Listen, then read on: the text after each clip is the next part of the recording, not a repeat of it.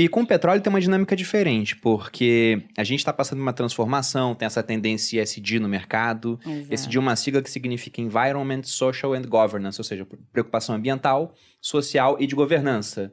E o petróleo, ele polui, né? É um combustível fóssil, então ele traz impactos ambientais. Tudo bem que se a gente for pensar no petróleo hoje, a gente esquece de que antes era ainda pior. Porque antes do petróleo a gente usava carvão e óleo de gordura de baleia. A gente nunca vai ver o Greenpeace erguendo lá um monumento ao Rockefeller, falando que ele salvou as baleias. Mas era o que acontecia. Até aquele filme No Coração do Mar, com um ator que faz o Thor, Chris Hemsworth, né? Não sei o Enfim, nome dele. o Thor. O filme é bem bacana e mostra que tinham que matar uma baleia cachalote macho para ter uns 40 a 60 barris de óleo de gordura de baleia para usar em iluminação pública. Então era muito caro você ter esse combustível, né? E também tinha o carvão para a Revolução Industrial. O petróleo veio e ficou melhor do que essas duas. Ele resolveu um problema, só que ele criou outros. Exato. E o mundo está migrando a sua matriz energética hoje. E com petróleo eu até entendo, porque o pessoal viu essa dinâmica, todo mundo trancado em casa, petróleo demais, não vou investir na prospecção de novos poços, porque afinal de contas a demanda vai diminuir. Exato. Mas por que com outras commodities o preço está subindo também? Porque, por exemplo, o trigo, o pessoal está comendo igual, né? Exato. A pandemia acho que comeram até mais. E a gente está vendo trigo subindo, o açúcar subindo, com açúcar subindo, o álcool está subindo também. Por que um movimento geral e não só no petróleo? Tá.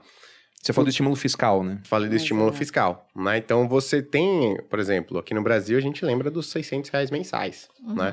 Que se transformaram basicamente em consumo. Não só no Brasil, como no mundo todo. Nos Estados Unidos, você teve $1.000, independente de quem, para qualquer pessoa, também estimulando o consumo, né? Então, você já tem um aumento da demanda por conta disso. Impacta, normalmente, o aumento da demanda agregada traz um aumento no preço das commodities em geral, né? Porque você traz um aumento, mesmo que marginal, no consumo desses produtos. E quando a gente fala do trigo, que principalmente o movimento está concentrado aí nas últimas semanas e meses, aí a gente já tem a preocupação do conflito entre Rússia e Ucrânia, né? E a Rússia é o maior exportador, se não me engano, né? O maior do exportador de trigo do mundo, né? Então, pãozinho que a gente come no dia a dia.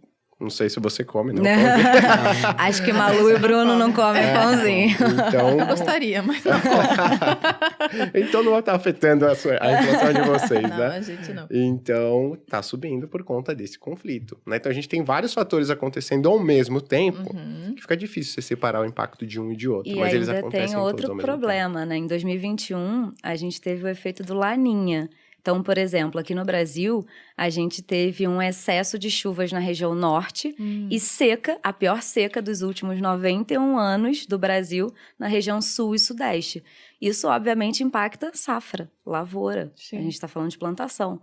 Então, teve várias quebras de safra. Nos Estados Unidos, a gente também teve quebra de safra de milho e de outras culturas também, em função da questão climática, que Sim. a gente não controla, né? Okay. Então, além desse problema do estímulo fiscal que você teve lá atrás, da pandemia, você ainda teve uma seca no meio do caminho. Ou seja, todos os astros estão alinhados, que tudo que poderia acontecer gastar mais. Perfeito. era para ter inflação, entendeu? Não tem jeito. Então, assim, infelizmente, ainda teve agora a questão da Rússia e da Ucrânia, que aí piora mais ainda o cenário de preços, né, internacionais.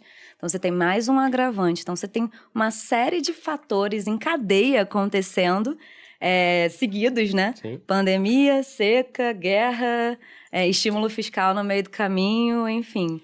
A vida não é fácil, gente. Não é essa maravilha que a gente pensa. E é sempre importante lembrar, né?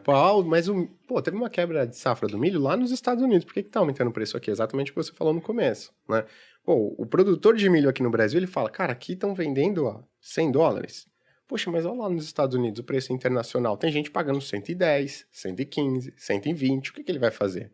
Poxa, eu vou vender lá fora, né? Ah, sim. E automaticamente... Ou para vender para cá, ele cobra mais caro. Ele vai cobrar o preço automaticamente, né, os compradores ao redor do mundo, eles falam, opa, lá no Brasil, quebrou aqui nos Estados Unidos, vou comprar do Brasil. Mas, cara, vou te pagar aqui $115, $120, né? Então, impacta o preço aqui.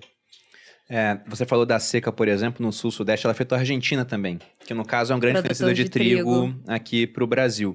Então, pegando os fatores até agora, gerais, não só para petróleo, mas impactando também o petróleo. Nós tivemos pandemia, e aí isso afetou o lado da oferta. Sim. E também afetou a demanda, o pessoal com mais dinheiro na mão. Exatamente. Aí depois da pandemia, fatores Estímulo, climáticos. Estímulo fiscal. Estímulo fiscal durante a pandemia Exato. também, afetando a questão da demanda. Fatores climáticos para algumas commodities. E agora, guerra entre Rússia e Ucrânia.